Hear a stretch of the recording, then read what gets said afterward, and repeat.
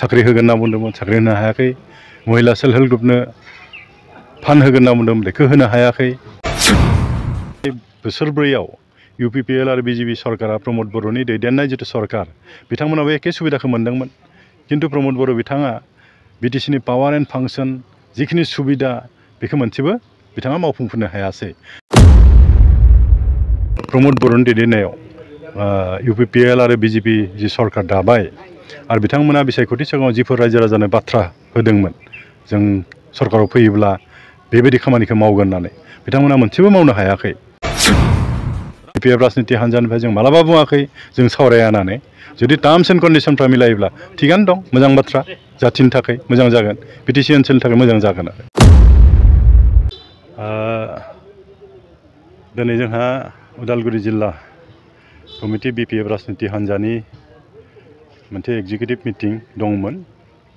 बे मिटिङावहाय जोङो गासै जोंनि युथ्स, वुमेन डिस्ट्रिक्ट कमिटि आरो ब्लक कमिटि युथ्सफोरखौ लिंहरजोबदोंमोन आरो फैबाय थानाय समाव जोंनि वुमेन आरो युथ्सफ्रा बोरै खामानि मावनांगौ बे बाथ्राफोरखौ जों सावरायदों।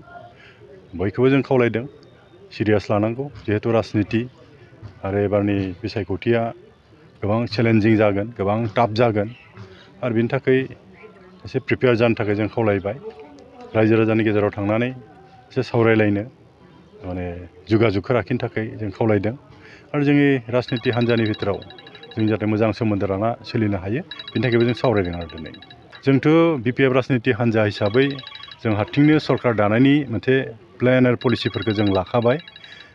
जों नाजागोन आरो जों आसा खालामदों हाग्रामा महिलारि बिथांनि दैदेननायावनो 2025 सनावहाय जि बिसायख'थि जागोन बाहाय देरहासार जानानै जों सरकार खालामनो हागोन। जोंहा सम्पुर्ण आस्था आरो बिसास दङ। मानो होनब्ला जों जेरावनो थांदों जोंखौ ओरैबायदि बरायदों जे BPF राजनितिनि हान्जायानो मोजांमोन। थांनाय 17 बोसोर जि सासन खालामदोंमोन बेयाव बयबो सुबिदाखौ मोनदोंमोन। गोबां जोंनि ओनसोलाव गोलैसोना थानाय समस्याफोरखौ समाधान खालामनो हादोंमोन। बेखौ रायजो राजाफ्रा बुंदों आरो। खिन्थु थांनाय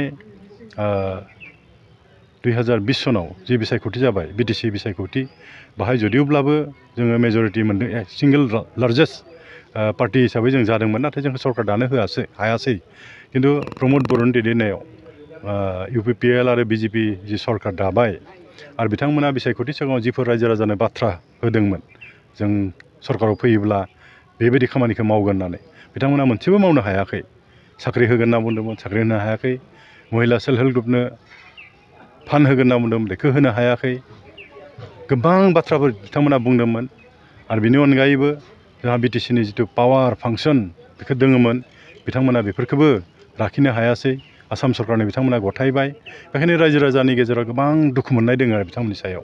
आरो बेखायनो रायजो राजानिफ्राय जों मिथिनाय मथेब्ला बिथांमोनखौ जेरैखि जाया सरकारनिफ्राय बोख्लायनो थाखाय रायजो राजाफ्रा थागथियारि जाखाबाय आरो।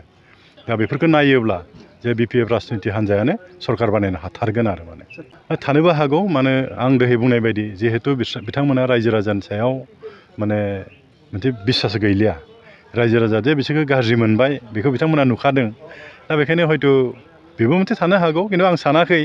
जुदि गमामायैनो जुदि जाथिनि थाखाय सिन्था खालामदोंब्ला आरो BTC ओनसोलनि जौगानायखौ सान्तिनि बाथ्राफोरखौ जुदि सिन्था खालामदोंब्ला बिथांमोना हयथ' सानदों जे सावरायनानै जुदि खौसे जुदि जायोब्ला गुबुन राष्ट्रीय जि राजनिति हान्जा बेनिफ्राय जुदि बारग'नो हायोब्ला, जों हारसिङै जुदि सरकार दानो हायोब्ला जोङो बेयाव जोंनि गांनाय उखैनायफोरखौ जों समाधान खालामना लानो हागोन। जोंनि गेजेराव गावजों गाव जि गाज्रि मोनलायनाय एना एनि जानाय बेफोरखौ फोसाबनो हागोन। हयथ' बिथांमोनाबो सानदों, जों आसा खालामदों बे जुदि मोजां साननानै जुदि फैदोंब्ला बे मोजां बाथ्रा। आरो जुदि माबा मोनसे गाज्रि साननानै जुदि फैदोंबाथ' बेथ' गाज्रि जागोन, जों मोनदांगोन बेखौ उनाव। अब्लाबो जों BPF राजनिति हान्जा हिसाबै जोंहा मोनसे जिहेतु लक्ष्य आरो उद्देश्य दंखायो सरकार दानायनि, जों बेयावसो दायो बांसिन जों गुरुत्व होदों। सावरायनायाबो जुदि जाबाय थायोबाथ' मोजां बाथ्रा, जों आसा खालामगोन। BPF राजनिति हान्जानिफ्राय जों मालाबा बुङाखै जों सावराया होननानै। जुदि टार्म्स एन्ड कन्डिसनफ्रा मिलायोब्ला थिगानो दं, मोजां बाथ्रा, जाथिनि थाखाय मोजां जागोन, BTC ओनसोलनि थाखाय मोजां जागोन आरो। बेखौथ' जों सौआवनो बुंदों। BTR एकर्डनि उनावहाय BTR एकर्डनि जुगिदि गोबां क्लजफोर दङमोन। दा बे सुक्तियाथ' एक्सुवेलि सान्थि सुक्तिमोन, खिन्थु जौगानाय बेलायाव माखासे अनुस्थान प्रतिष्ठानफोर लाबोगोन होननानै बिथांमोना बिराद गिदिर गिदिर बाथ्रा बुंदोंमोन। नाथाय नुनो मोनबाय दा बिथांमोना बे 5-4 बोसोर बारबाय, बाहाय बिथांमोना मोनसेबो बे अनुस्थान प्रतिष्ठानखौ बिथांमोना लाबोनो हायासै। आरो भारत सरकारनिफ्राय इतिमध्ये मोनसे क्लेरिफिकेसन होबाय, नटिफिकेसन ओंखारबाय जे बिथांमोना जिफोर अनुस्थान प्रतिष्ठान लाबोगोन होनना बुंदोंमोन बे मोनसेबो जानाय नंलिया। इतिमध्ये आसामाव दंखायो, दा बेखायनो डाबल बिथांमोना होनो हाया होनना बुंखाबाय। गतिके बे सुक्तिनि जुगिदि जिफोर क्ल'ज दङमोन, बे क्ल'जनि मादाव बे डेभेलपमेन्टनि जिथु बाथ्रा दङमोन बे मोनसेबो जानाय नंखालिया। बेखौ जुदि जाथिनि सार्थ'आव जुदि बयबो सानलायलायोब्ला रिजनेल पार्टियासो बेफोर समस्याखौ समाधान खालामनो हागोन होननानै जुदि जोंनि जाथियाव जुदि साननाया जुदि फैखांजोबोब्ला निस्सय BPF राजनिति हान्जाया हागोन। मानो होनब्ला हाग्रामा महिलारि दैदेननायाव 17 बोसोर सरकार हाग्रामाया सलायबाय आरो BTC एकर्ड बादिहै जिफोर मोननांगौ, जिफोर मावनांगौ, जिफोर पावार एन्ड फांसन मोनदोंमोन बेखौ फुल इमप्लिमेन्टेसन हाग्रामा महिलारिया खालामदोंमोन। आरो जों नुनो मोनबाय थांनाय बोसोरब्रैयाव UPPL आरो BJP सरकारा प्रमद बर'नि दैदेननाय जिथु सरकार, बिथांमोनाबो एखे सुबिदाखौ मोनदोंमोन। खिन्थु प्रमद बर' बिथाङा BTCनि पावार एन्ड फांसन जिखिनि सुबिदा बेखौ मोनसेबो बिथाङा मावफुंफुंनो हायासै।